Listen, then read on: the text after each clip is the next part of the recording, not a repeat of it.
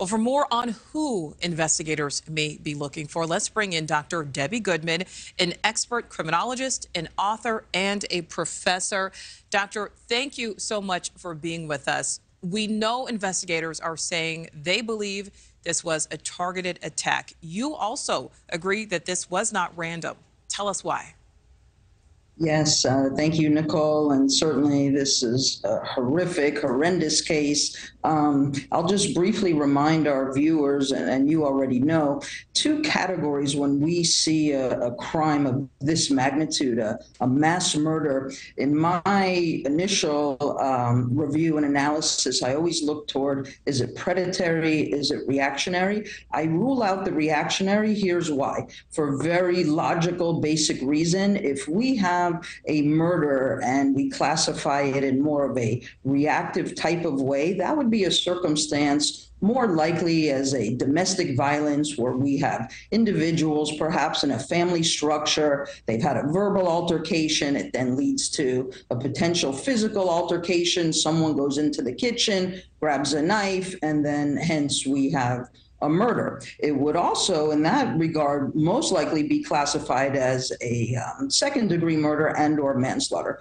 This case, this horrific crime of our four young victims here, this is absolutely, in my mind, predatory, and here's why. I have no doubt that this killer, and I'll say a singular killer, I don't believe there is more than one murderer involved in this case, but this person, without a doubt, has planned this. It was premeditated, it was willful, it was with malice. And so when we look at a knife of this caliber as well, this is something that individuals, Nicole, have tactical training on. This could be, and here's who I think we need to look at now. I believe that our local, state, and law enforcement officers are doing just an extraordinary job. We have at least 150 investigators assigned to this case. So first, what happens in a crime of this magnitude is there are circles involved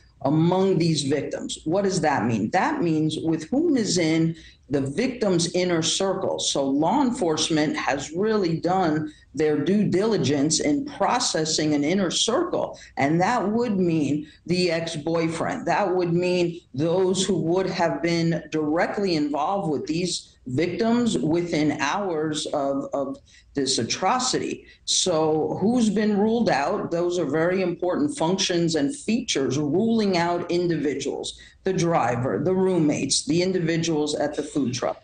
So that's within that inner framework and inner circle. Now, what has to happen, and we know with certainty is happening, is who is now in that next level and layer of circle. So I would maintain that this would likely be somebody with whom our victim and or victims, potentially singular plural, would have as an associate. So when I use the terminology associate, that doesn't refer to a close friend or even an acquaintance. An associate is somebody that one of these victims and or all four know or know of.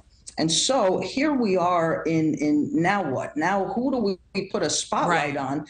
How do we continue investigating? So I can share my thoughts if you would like me to do so. Well, Doctor, let me just jump in here really quickly, because you've kind of given us a bit of a profile here, but we saw some of the photos. We saw that there was blood, coming out of the house. Yeah. We don't know what the scene looked like inside, but being that we do know how all four victims were killed, likely a messy situation. You would think that it could, essentially lead investigators right to the doorstep of their killer. That has yet to happen. So based on everything that we know so far, do you believe the public is in danger of this suspect, this person potentially killing again? Right. So the level of danger, Nicole, is present until we have the actual killer in handcuffs, in police custody, and going through the criminal justice system.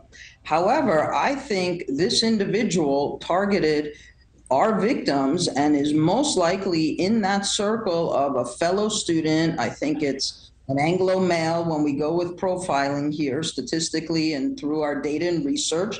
And this is somebody who could also be a fellow student. Thank you for watching. Go to newsnationnow.com to find NewsNation on your television provider. And don't forget to click the red subscribe button below to get more of NewsNation's fact-driven, unbiased coverage.